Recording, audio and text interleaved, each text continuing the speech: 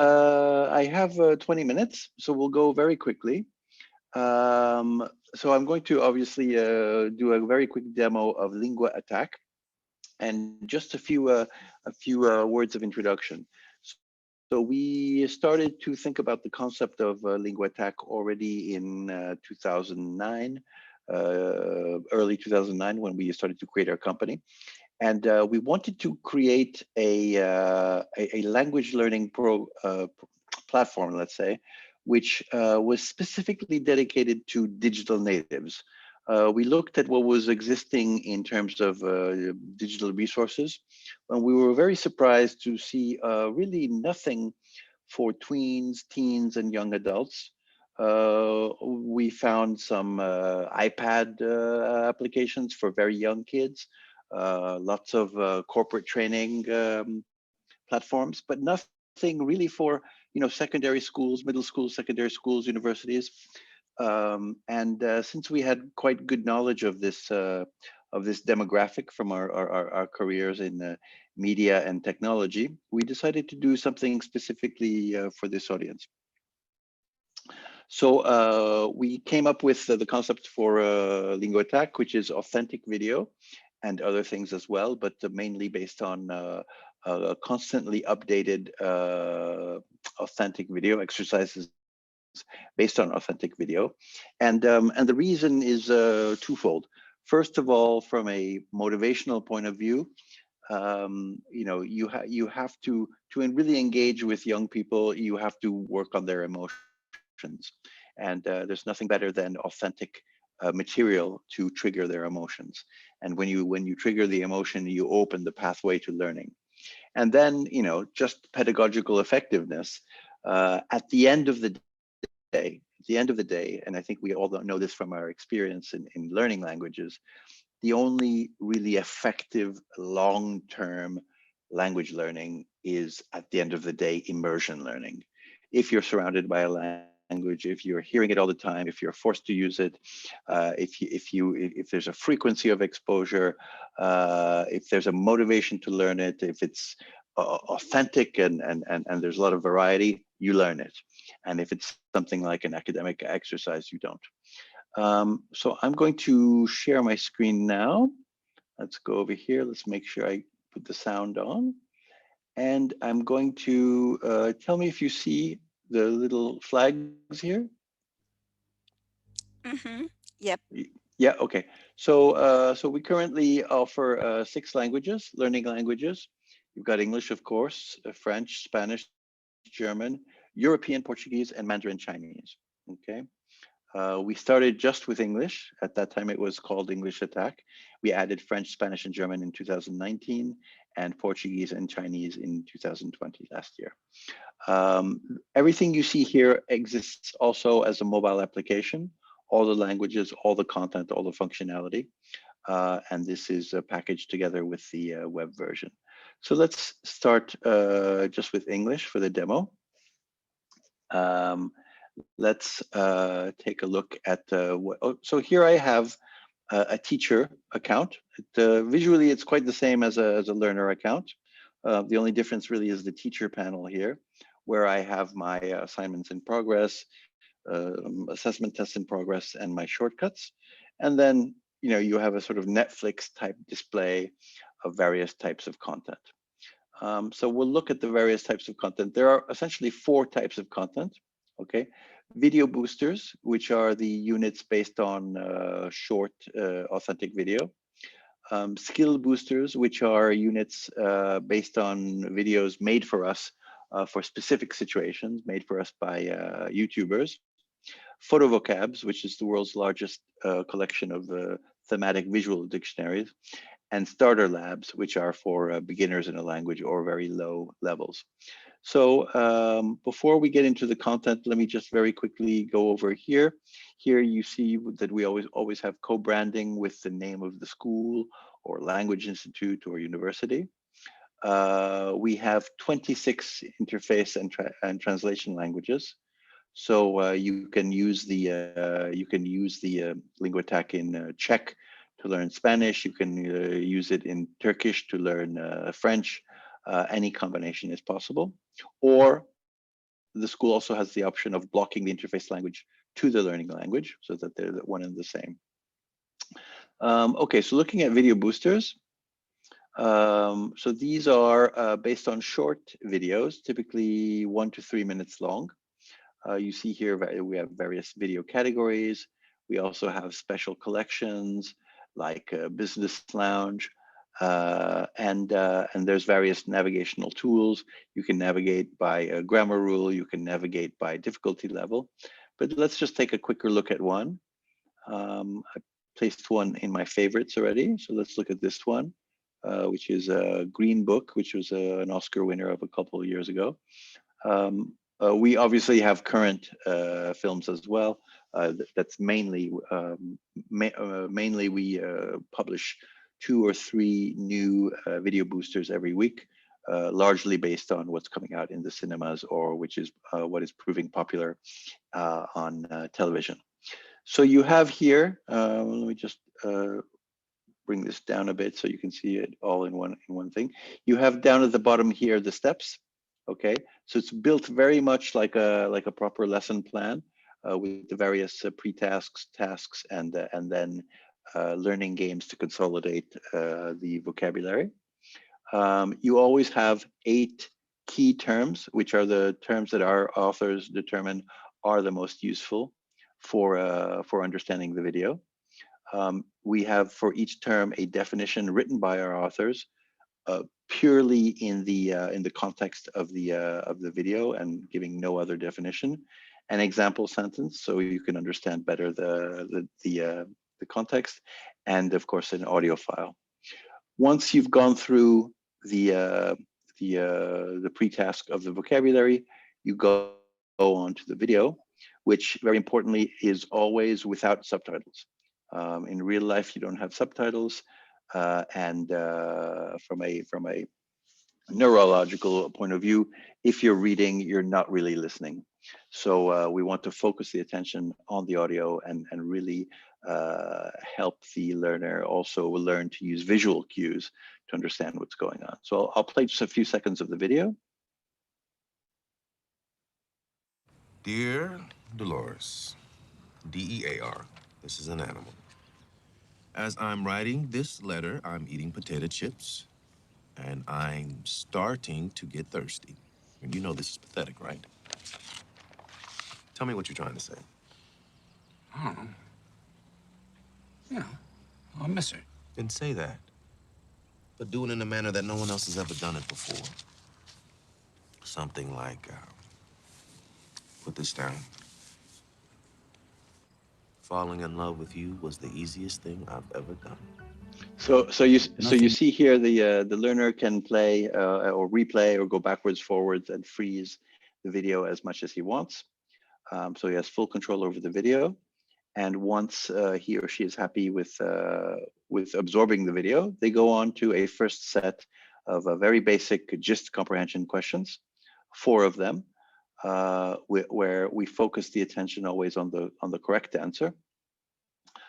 These first set of questions are quite easy because we also want to convince the learner that even if not every word is understood, that you can still derive meaning from a passage or a dialogue, and therefore we go through the 4 questions, and you'll see that at the end you get a first interstitial score and a message of encouragement. So you see here, you've got 50 out of 100. You go on to the next one. And at this point, we start working on the transcript. So we're working our reading. And we ask the learner to fill in 5 gaps in the dialogue with very similar sounding alternatives. And therefore, it's a second or third passage where they're really paying attention now to the detail of the dialogue. And once it's completed, they have the full dialogue as a third resource available to them. See here. And this dialogue, this transcript, will now be useful to them in answering the detailed comprehension questions, which will typically be names, dates, volumes, numbers, very specific things, which force you either to watch the video again or to scan through the transcript. So here we go with this one. We'll go on to the next one. There's only 2 of these. And here we go. We've got both of them right. We got our interstitial score. And we go on to a sort of contextual vocabulary exercise where our authors will write a paragraph which is in a similar but not identical context to the video, and the learner simply has to place 5 of the 8 key terms correctly. So are you aware that the manner, I think, yeah, the manner in which you try to apologize in marriages that you wrote is pathetic. Try starting over. I'll get one wrong just to show you what happens. So it's an iterative process. If you get it wrong, the wrong answer is rejected, and therefore you can proceed by trial and error. Okay. We go on to the penultimate exercise, which is what we call inductive grammar. So here we're going to take a passage from the video, from the transcript, and we're going to explain the grammatical concept behind it. So here it's adverbs, and then we're going to test for the understanding of the of that concept with different question types. Here it's correct, incorrect. We have a multiple choice. We have gap filling. We have connectors. So it's a brief one, and we go through it this way. Can I just ask a question, Paul? Yeah, go ahead. The scores that the students get, are they also related to the time they use? No, they're not. They're not related to time because it's not a time trial. In fact, the scoring system encourages people to go back and play again, either the whole thing or individual steps to improve their score, because again the whole concept is based on repetition, but in a way that doesn't bore the user. We turn it into a game, a challenge. So the objective is not to get them to go through the exercise quickly, but for them to maximize their score. Okay, and at the very end, we have 2 games, which are kind of vocabulary consolidation games. Very simple gameplay, but simply it is to, again, through all these steps, achieve the sort of minimum 8, 9 X repetition, which moves things to long-term memory. I'd love to show you more of the games, but I want to very quickly cover off some of the other types of units. So we have the visual dictionaries. Here, these are it's the biggest collection, as I said, of visual dictionaries on the web. Each theme or topic has 16 terms divided in 8 albums. And you'll see here just the structure of a dictionary. So you've got a sort of basics album and advanced album, each of 8 terms, which you then play in pairs. So you go through the album as you see here. You've got an audio file, you've got the translation, and then working with pairs of terms. We don't have time to go into it here, but there's 3 exercises per pair.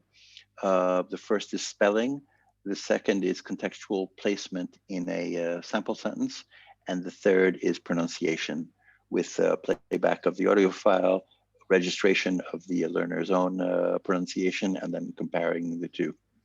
And then there are 4 games at the end, 2 similar to the ones we saw and 2 more visual. If we go here as well, very quickly we can see what we call the starter labs, which are units based on 1.5 minute animations, really for A1 level, A0, A1 level, or people starting a new language for the first time.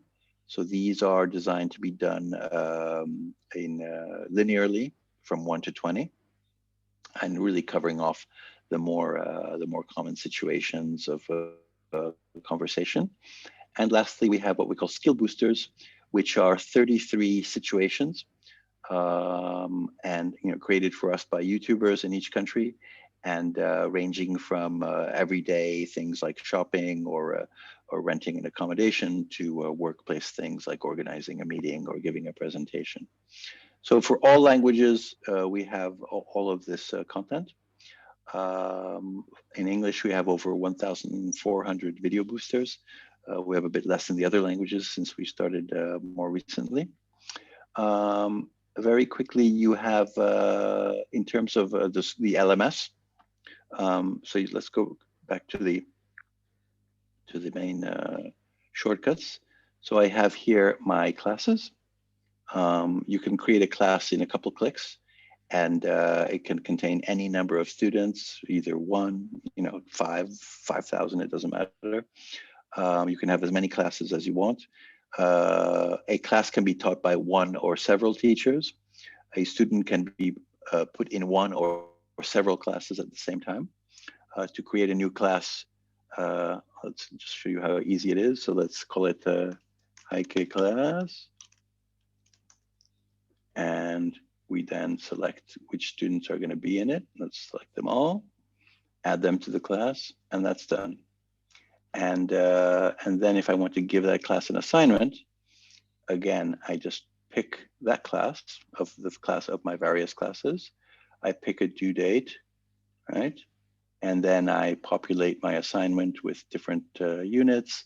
So let's say I want to put something quite recent. So here's from something from The Crown, and I'll return the assignments. Let's add something, let's say, I don't know, a nice photo vocab, something topical. So let's say something like the royal family.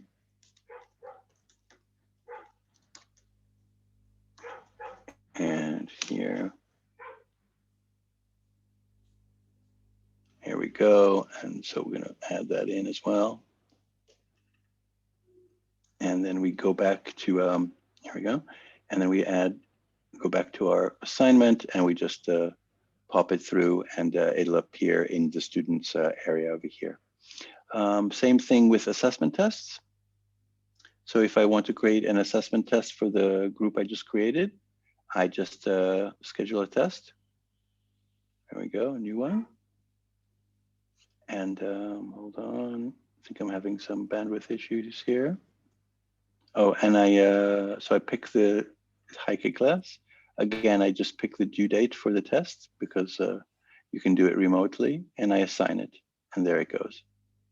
So it's That's lovely. Yeah, it's so smooth. It's so neat. It's so relaxing to work within such a platform.